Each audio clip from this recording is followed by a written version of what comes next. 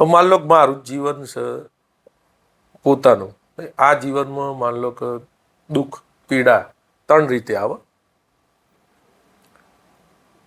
આધિ દેહિક, આધિ ભૌતિક અને આધ્યાત્મિક.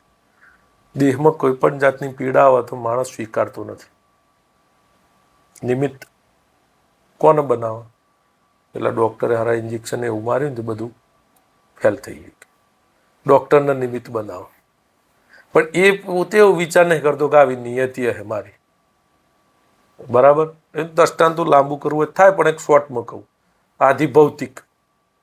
હવે ભૌતિક જીવનમાં આપણે જે મળવાનું છે એ મળવાનું છે, ગુમાવવાનું છે એ ગુમાવવાનું છે.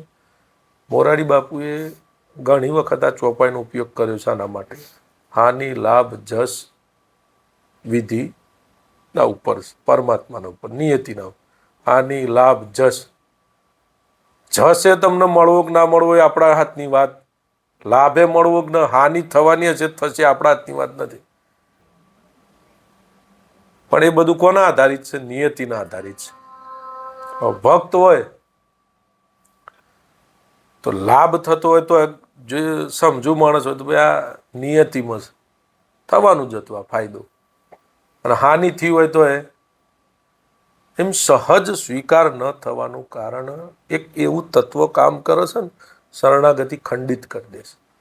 ઈશ્વરના આપણા બેના વચ્ચે જે પડદો કરે છે ને એ જ અહંકાર કયો, અજ્ઞાન કયો, આટલું જ.